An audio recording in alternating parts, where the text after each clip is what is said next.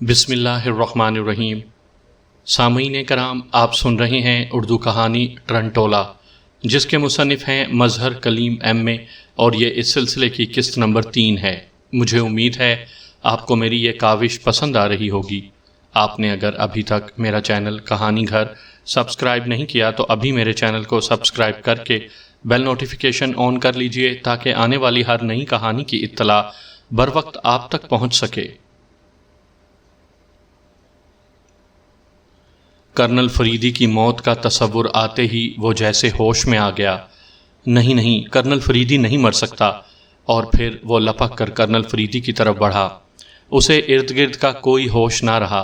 فرش پر پڑا ہوا کرنل فریدی اب ساکت ہو چکا تھا۔ گولی جان لیوا ثابت ہوئی تھی۔ کرنل! حمید زور سے چیخا۔ اس کی آنکھیں سرخ ہو گئی تھیں۔ اس نے کرنل کی موت کو محسوس کر لیا تھا۔ اوہ! مجرم اپنے مقصد میں کامیاب ہو گیا۔ اس کے کانوں میں مانوس سی آواز گونجی اور وہ ایک جھٹکے سے پیچھے کی طرف مڑ گیا۔ وہاں وزیر خارجہ فرقان احمد کھڑا تھا، لیکن آواز، حمید نے سوچا، یقیناً کرنل فریدی ہی کی تھی۔ تو کیا آپ؟ حمید نے رکتے ہوئے کہا۔ گدے، میں فریدی ہوں، کرنل فریدی، جو وزیر خارجہ کے میک اپ میں تھا۔ اسے ایک طرف دھکیلتے ہوئے کہا۔ تو یہ؟ حمید بدستور حیرت زدہ تھا۔ یہ وزیر خارجہ تھے۔ کرنل فریدی نے وزیر خارجہ پر جھکتے ہوئے کہا، اور حمید کے منہ سے اطمینان کی ایک طویل سانس نکل گئی۔ وہ سب کچھ سمجھ گیا تھا۔ اب اس نے اپنے گرد و پیش پر نظر ڈالی۔ مجرم باہر اپنے انجام کو پہنچ چکا تھا۔ کرنل فریدی ایک طویل سانس لے کر اٹھ کھڑا ہوا۔ چند سپاہی مجرم کی لاش اٹھا کر اسی کمرے میں لے آئے۔ فریدی نے آگے بڑھ کر اس کے منہ سے نقاب اتار لیا۔ وہ کوئی غیر ملکی ثابت ہوا۔ ایمونیا کی بوتل لے آؤ، فریدی نے حمید کی طرف مخاطب ہو کر کہا، اور حمید سر جھکا کر باہر نکل آیا۔ ماحول کی سنجیدگی کا اس پر کافی گہرا اثر معلوم ہو رہا تھا۔ تھوڑی دیر بعد وہ ایمونیا کی بوتل گیراج میں کھڑی ہوئی فریدی کی کار سے نکال کر واپس کمرے میں آیا۔ فریدی نے اپنا اور وزیر خارجہ کا میک اپ ختم کر دیا۔ اب وہ دونوں اصل شکل میں تھے۔ کمرے میں موجود دوسرے آفیسر بھی فریدی کو دیکھ کر حیرت زدہ رہ گئے، کیونکہ یہ سکیم ان کے علم میں بھی نہیں تھی۔ دوسرے لمحے کوٹھی میں بہت سی کاریں آ کر رکیں۔ صدر مملکت وزیر خارجہ کے قتل کی خبر سن کر بذات خود وہاں آ گئے تھے۔ ان کا چہرہ انتہائی سنجیدہ تھا۔ یہ سب کچھ کیسے ہو گیا کرنل؟ انہوں نے کرنل فریدی سے مخاطب ہو کر کہا، اور کرنل فریدی نے تمام تفصیل انہیں سنا دی۔ انہوں نے ایک نگاہ مجرم پر ڈالی۔ یہ بہت برا ہوا۔ بہرحال آپ نے وزیر خارجہ کو بچانے کے لیے چال چلی تھی، لیکن تمہاری چال مجرموں کے لیے فائدہ مند ثابت ہوئی۔ دراصل غلطی مرحوم وزیر خارجہ سے ہوئی۔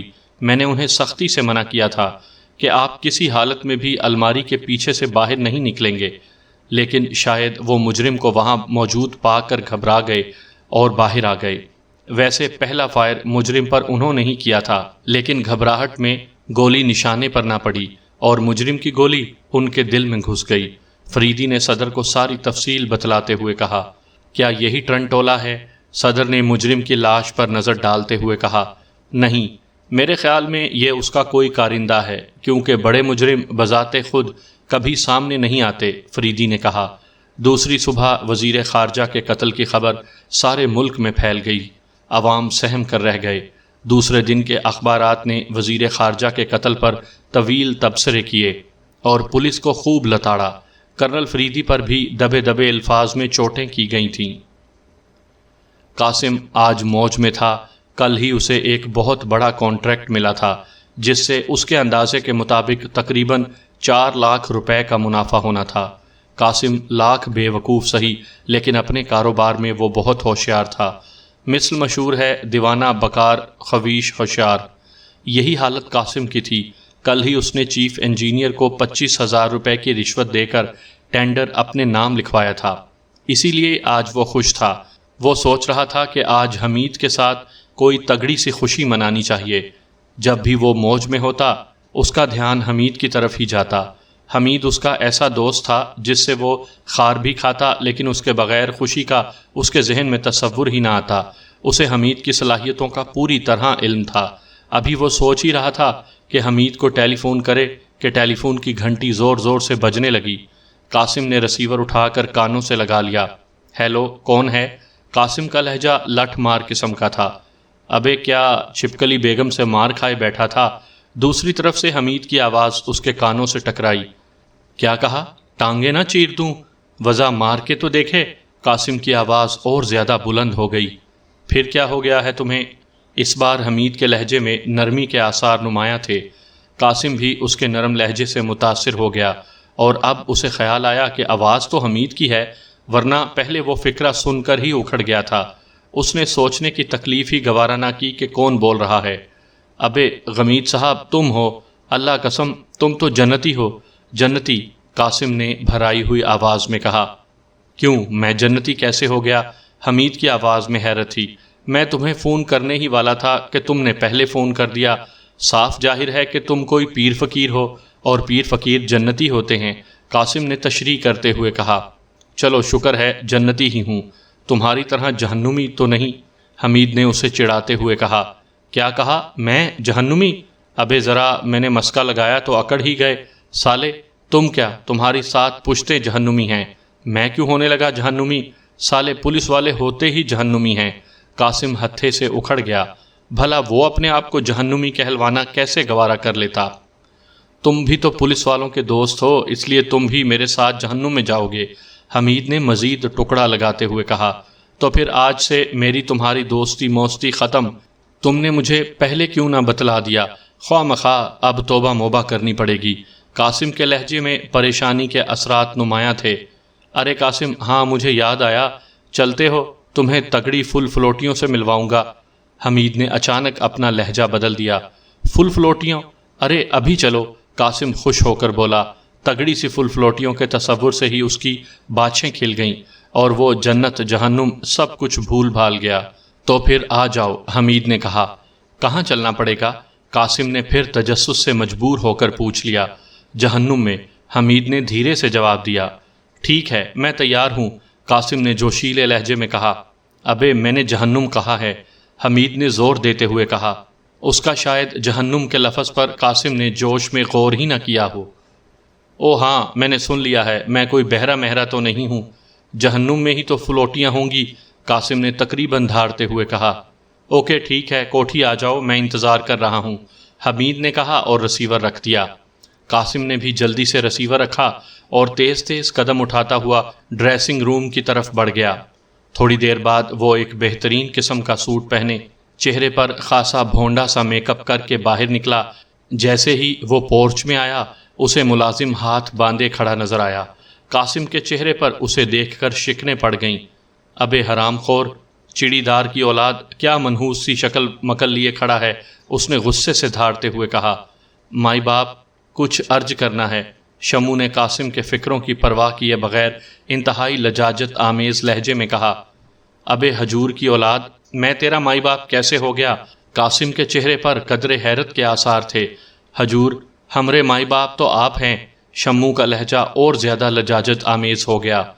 ابے پھر وہی کالا جھوٹ، سالے میں کوئی فل فلوٹی ہوں جو مجھے مائی باپ کہہ رہا ہے؟ چلو باپ تو بن سکتا ہوں، لیکن مائی باپ دونوں اکٹھے کیسے بن سکتا ہوں؟ وہ بحث کے موڈ میں آ گیا۔ حجور، یہ تو محاورہ ہے۔ شمو کی اب سمجھ میں آیا کہ قاسم کا اصل مقصد کیا ہے۔ واہ بیٹے، بڑے مولوی تجفل حسین کی دم، اب تم بھی مجھے محاورے سمجھانے لگے ہو۔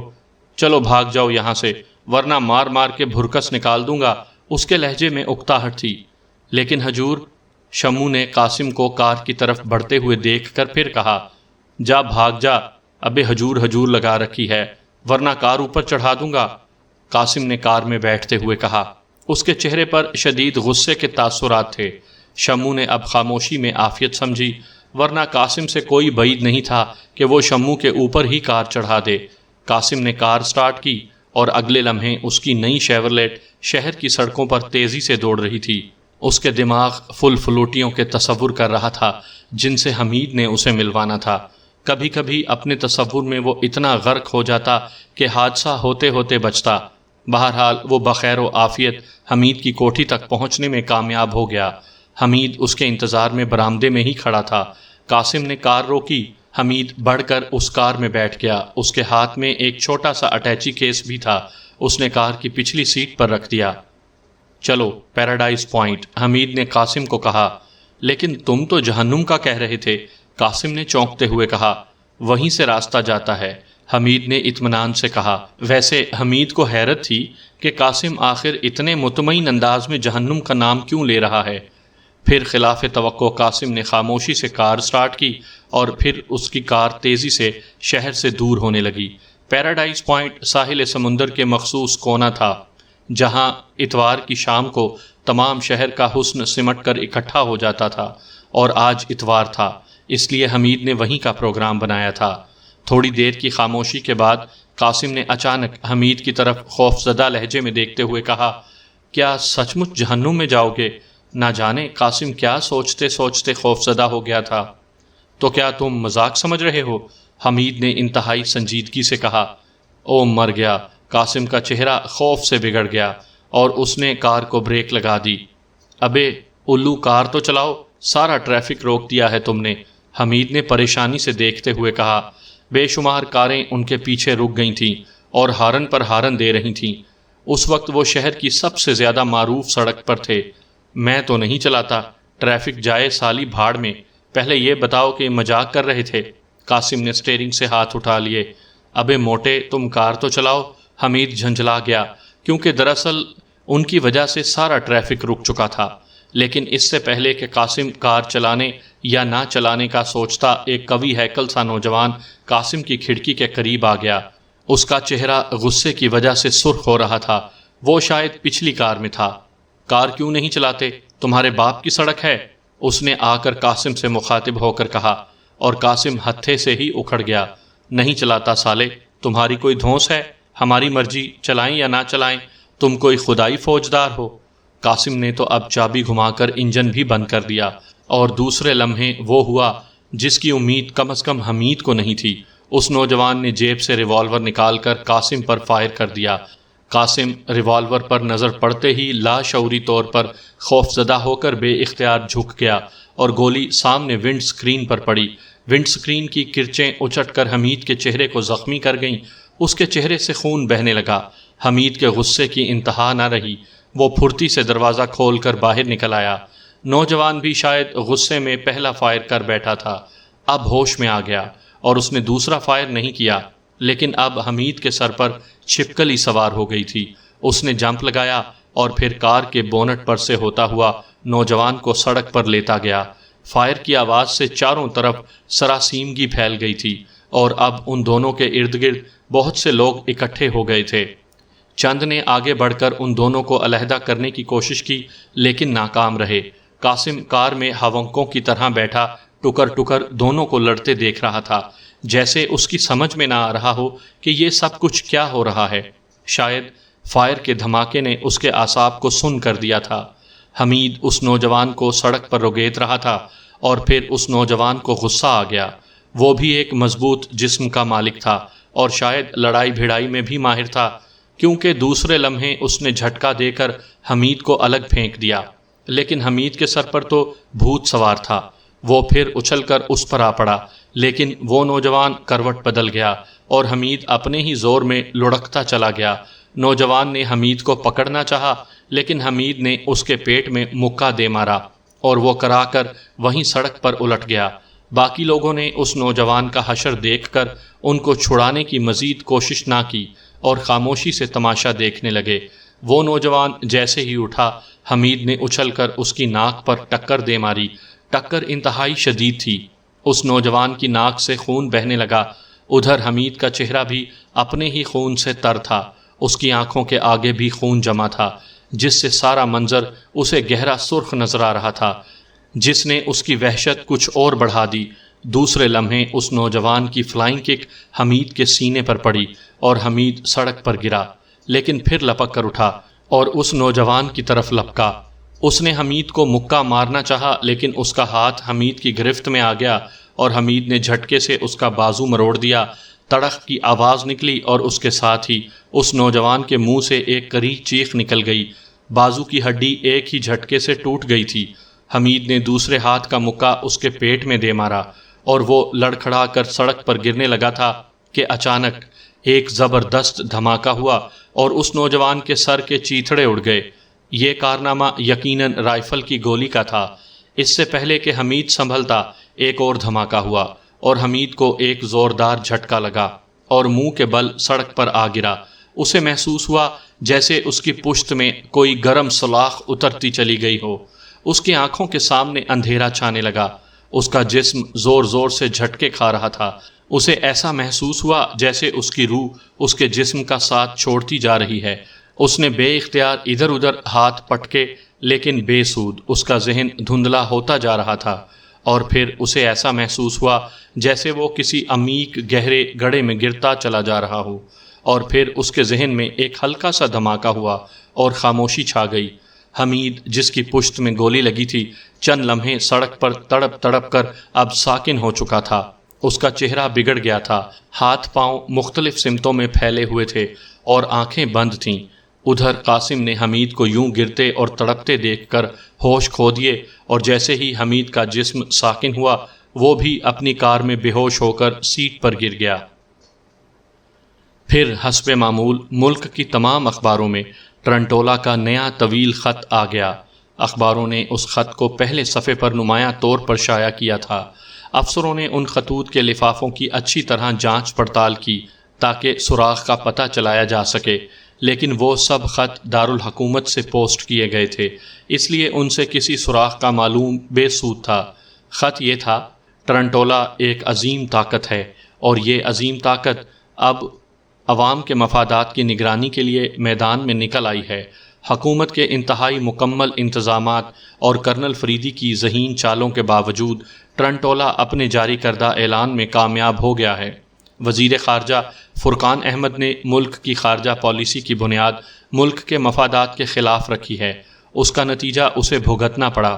حکومت کو اب پتہ چل گیا ہوگا کہ عوام میں کتنی قوت ہے اور عوام کا نمائندہ ٹرنٹولا کیا طاقت رکھتا ہے۔ کرنل فریدی نے عوام کے مقابلے میں ظالم حکومت کا ساتھ دے کر ٹرنٹولا کی نظروں میں اپنا مقام گرا لیا ہے۔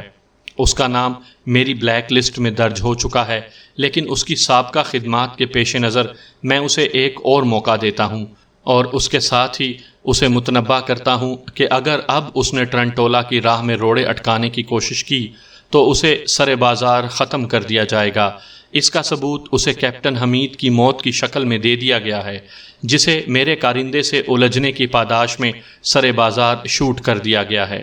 اس کے علاوہ میں نے محسوس کیا ہے کہ عوام کی اخلاقی حالت کو تباہ کرنے میں سب سے زیادہ ہاتھ سینما اور فلم سٹوڈیوز کا ہے۔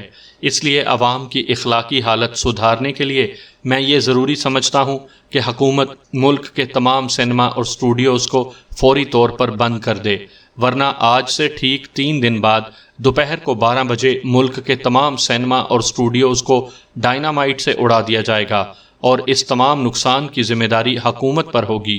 عوام کے مفادات کا نگران ٹرنٹولا۔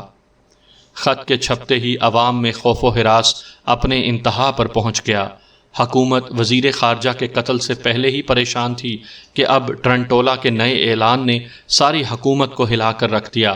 کرنل فریدی پر سب آس لگائے بیٹھے تھے، لیکن حمید کی اس طرح سر بازار موت اور وزیر خارجہ اور چیئرمین کارپوریشن کے سلسلے میں کرنل فریدی کی ناکامی سے اب ان کا اعتماد کرنل فریدی سے بھی اٹھ گیا تھا۔ ادھر عوام کا زیادہ طبقہ جو مذہب کے متعلق شدید جذبے رکھتے تھے، اب ٹرنٹولا کے حق میں ہو گیا تھا۔ انہیں ٹرنٹولا کے نئے اعلان نے بہت خوشی بخشی تھی۔ وہ واقعی سمجھتے تھے کہ سینما اور فلم سٹوڈیوز نے عوام کی اخلاقی حالت انتہائی پست کر دی ہے، اس لیے وہ انہیں تباہ کرنے کے اس سلسلے میں ٹرنٹولا کو حق بجانب سمجھنے لگے تھے۔ مذہبی رہنماؤں نے بھی دبے دبے لفظوں میں ٹرنٹولا کے حق میں پروپیگنڈا شروع کر دیا تھا۔ اس طرح ٹرنٹولا عوام کا ہیرو بن جانے میں کامیاب ہو گیا تھا۔ حکومت اس صورتحال سے بھی پریشان تھی۔ اسے خطرہ تھا کہ کہیں عوام حکومت کے خلاف بغاوت نہ کر دیں۔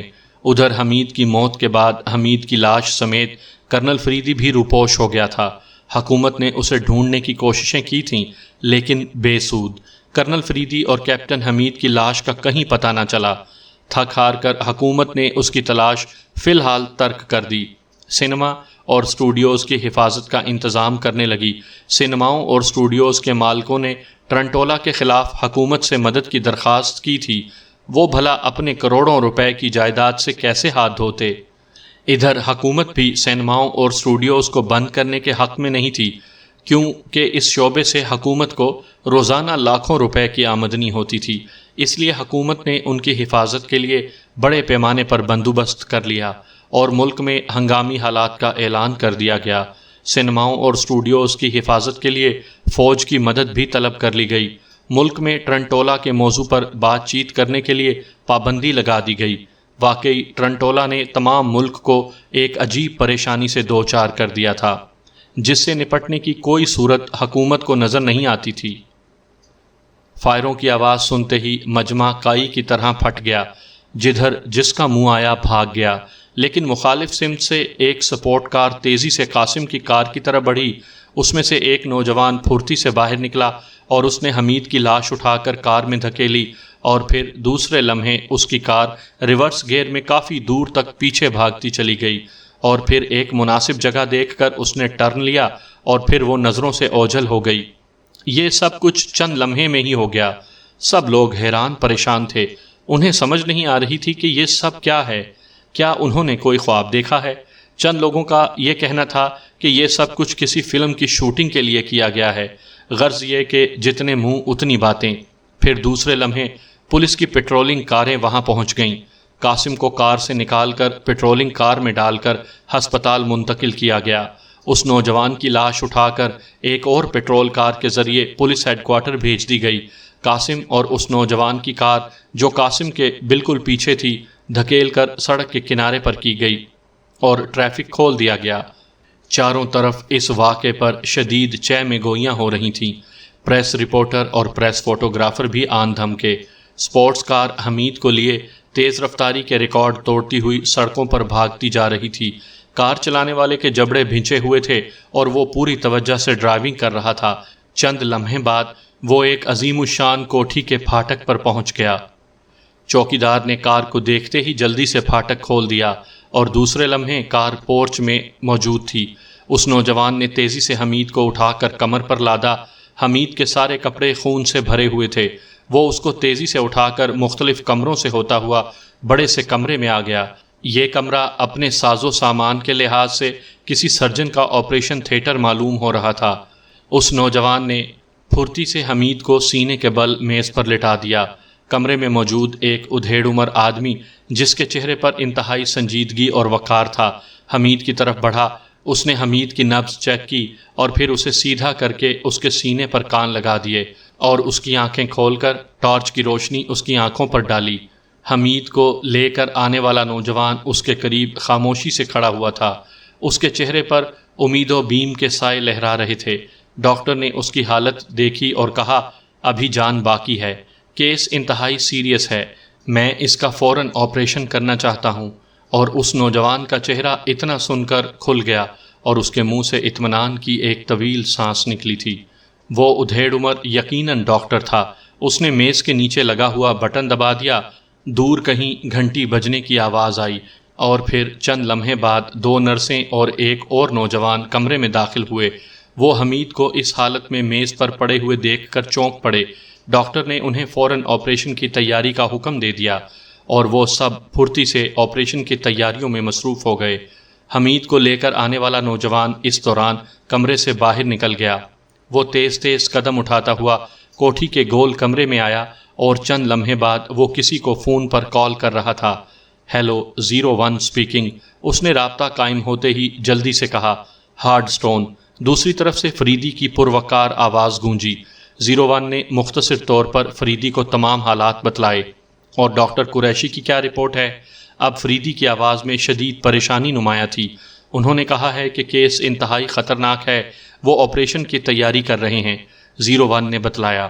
او، میں وہیں آ رہا ہوں، فریدی نے کہا، اور یہ سن کر 01 نے ریسیور کریڈل پر رکھ دیا اور دوبارہ آپریشن تھیٹر کی طرف چل پڑا۔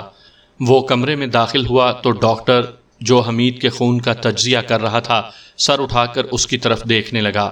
مسٹر 01، کیپٹن حمید کے خون کا گروپ بی پازیٹیو ہے اور انہیں اس گروپ کے خون کی 2 بوتلیں چاہیے، اور اتفاق سے ہمارے سٹاک میں بھی گروپ بی پازیٹیو آج موجود نہیں ہے، ڈاکٹر نے پریشانی سے کہا۔ ڈاکٹر ہمارے اس ہیڈ کوارٹر میں کسی کا بھی گروپ بی پازیٹیو نہیں ہے۔ 01 کے لہجے سے بھی شدید پریشانی نمایاں تھی، کیونکہ اسے علم تھا کہ آپریشن فوری ہونا انتہائی ضروری ہے، ورنہ حمید کے بچنے کی کوئی امید نہیں رہے گی، اور آپریشن کے لیے اس گروپ کے خون کا فوری انتظام انتہائی ضروری ہے۔ اتنے میں کرنل فریدی آپریشن تھیٹر میں داخل ہوا۔ اس کی آنکھیں جوش سے سرخ تھیں، اور اس کو کمرے میں داخل ہوتے دیکھ کر سب نے ہاتھ اٹھا کر سلام کیے، لیکن وہ تیزی سے حمید کی طرف بڑھتا چلا گیا۔ اس نے اس کی نبض ہاتھ میں اٹھا کر دیکھی، پھر ڈاکٹر کی طرف دیکھا۔ اب اس کے چہرے پر شدید پریشانی کے آثار تھے، کیونکہ اسے حمید کی نازک حالت کا پورا احساس ہو گیا تھا۔ ڈاکٹر نے اسے خون کے متعلق بتلایا۔ Be positive? کرنل فریدی نے چونک کر دہرایا۔ یس سر، ڈاکٹر نے مودبانہ لہجے میں کہا۔ میرا بلڈ گروپ بھی بی پازیٹیو ہے، میرا خون لے لیں۔ او ویری گڈ۔ ڈاکٹر کے ساتھ سب کے چہرے قدرت کی اس مہربانی پر کھل گئے۔ کیپٹن حمید اپنی باغ و بہار طبیعت کی وجہ سے تمام بلیک فورس میں انتہائی مقبول تھا۔ پھر دوسرا نوجوان ڈاکٹر قریشی کا اسسٹنٹ ڈاکٹر تھا۔ اس نے فریدی کو ایک بیڈ پر لٹا کر اس کا خون لینا شروع کر دیا۔ تھوڑی دیر بعد 2 بوتلیں نکالی جا چکی تھیں۔ کرنل فریدی حیرت انگیز آدمی تھا۔ 2 بوتلیں خون نکل جانے کے باوجود بھی اس کے چہرے پر نکاہت کے قطعی کوئی آثار نہیں تھے۔ اب ڈاکٹر قریشی نے حمید کا آپریشن کرنا شروع کر دیا۔ کرنل فریدی بھی پاس کھڑا سب کچھ دیکھ رہا تھا۔ آپریشن کر کے گولی نکال لی گئی اور پھر زخم بھی سی دیے گئے۔ حمید کو اسٹریچر پر ڈال کر ایک اور کمرے میں ایک بیڈ پر لٹا دیا گیا اور خون کی بوتل اس کے بازو کے ساتھ اٹیچ کر دی گئی۔ مبارک ہو کرنل، آپریشن کامیاب رہا۔ حمید موت کے منہ سے بچ کر نکل آیا ہے۔ اس میں قدرت کی مہربانی کا بڑا دخل ہے۔ گولی اگر 3 انچ اوپر لگتی تو حمید کی وہیں موقع پر ہی موت واقع ہو جاتی۔ ڈاکٹر نے کرنل سے مخاطب ہوتے ہوئے کہا۔ ڈاکٹر، حمید کی موت کا ذکر مت کرو، میں اس کے تصور بھی نہیں کر سکتا، کرنل فریدی نے انتہائی جذباتی انداز میں کہا، اور ڈاکٹر اس فولادی آدمی کو اس طرح جذباتی دیکھ کر حیران رہ گیا۔ کرنل اب حمید کے بیڈ کے پاس بیٹھا اپنا خون اس کے جسم میں جاتا دیکھ رہا تھا، اور خدا کی قدرت پر حیران تھا کہ دونوں کا خون کا گروپ بھی ایک ہے۔ کرنل کا خون قطرہ قطرہ حمید کے جسم میں جا رہا تھا، اور اس کی نبض جس پر کرنل نے ہاتھ رکھا ہوا تھا آہستہ آہستہ ابھر رہی تھی۔ پہلی بوتل ختم ہونے پر دوسری بوتل لگا دی گئی۔ کرنل فریدی کا خون حمید کی رگوں میں زندگی بن کر دوڑ رہا تھا، اور کرنل کا چہرہ نبض کو معمول پر آتے دیکھ کر خوشی سے گلنار ہوتا جا رہا تھا۔ دارالحکومت کے سب سے معروف کاروباری علاقے نیو وے کے کونے میں 3 اسٹار ہوٹل کی عظیم الشان اور بلند و بالا عمارت کے کمپاؤنڈ میں اس وقت بے شمار کاریں موجود تھیں۔ یہ دارالحکومت کے بہترین ہوٹلوں میں سے ایک تھا۔ اس ہوٹل کی مالکہ لیڈی بہزاد ایک ادھیڑ عمر کی بیوہ خاتون تھی۔ خان بہزاد اچھا صاحب جائیداد آدمی تھا۔ اس کی موت کے بعد لیڈی بہزاد نے تمام مختلف رہائشی مکانات، کوٹھیاں اور دکانیں فروخت کر کے آج سے 2 سال پہلے اس عظیم الشان ہوٹل کو خرید لیا تھا۔ پھر اس کے حسن انتظام، جدت اور چند دیگر وجوہات کی بنا پر امراء طبقے میں یہ ہوٹل مقبول ہوتا چلا گیا۔ اس مقبولیت میں جہاں اس ہوٹل کی خوبصورت ویٹرس کا ہاتھ تھا، وہاں اس میں وقتاً فوقتاً ہونے والے بین الاقوامی شہرت یافتہ ڈانسروں کے رقص بھی شامل تھے۔ عیاش طبقے کے لیے یہ ہوٹل کسی جنت کی حیثیت رکھتا تھا۔ اس ہوٹل میں 100 کے قریب ایسے کمرے بنائے گئے تھے جو گھنٹوں کے حساب سے بھی بک کیے جا سکتے تھے۔ اگر کوئی چاہے تو اسے داد عیش دینے کے لیے خوبصورت سوسائٹی گرلز بھی مہیا کی جاتی تھیں۔ ہر قسم کی ملکی اور غیر ملکی شراب یہاں مل سکتی تھی۔ اس کے لیے لیڈی بہزاد نے باقاعدہ حکومت سے لائسنس لے رکھے تھے۔ لیڈی بہزاد کے تعلقات کا حلقہ انتہائی وسیع تھا کہ پولیس اس ہوٹل کی طرف نظر ڈالنے کی بھی جرت نہ کر سکتی تھی۔ یہ ہوٹل 10 منزلہ تھا اور مکمل طور پر ایئر کنڈیشن جدید ہوٹلنگ کے تمام لوازمات اس ہوٹل میں مہیا کیے گئے، swimming pool, dancing hall, skating hall وغیرہ وغیرہ۔ لیڈی بہزاد نے اپنی رہائش کے لیے 10ویں منزل کے 2 سوئیٹ مستقل طور پر ریزرو کیے ہوئے تھے۔ ہوٹل کے کمپاؤنڈ میں ایک سیاہ رنگ کی مرکری کار داخل ہوئی اور پھر آہستہ آہستہ رینگتی ہوئی کار پارک میں جا کر رک گئی۔ ایک طویل القامت قوی الحبسہ لیکن ادھیڑ عمر کا شخص جس کے جسم پر بہترین سوٹ تھا اور ہاتھ میں تمباکو کا پائپ کار میں سے اترا اور دروازہ لاک کر کے وہ تیز تیز قدم اٹھاتا ہوا مین گیٹ کی طرف چل پڑا۔ اس کے مضبوط جبڑے کی بناوٹ اس کی شدید طور پر سنگ دل ہونے کی بین دلیل تھی۔ آنکھوں سے صفاقی کی لہریں نکل رہی تھیں اور چہرے پر بڑی بڑی مونچھوں نے اس کی شخصیت کو انتہائی رعبدار بنا دیا تھا۔ جیسے ہی وہ مین گیٹ کے قریب پہنچا، باوردی دربان نے انتہائی ادب سے سلام کر کے دروازہ کھول دیا۔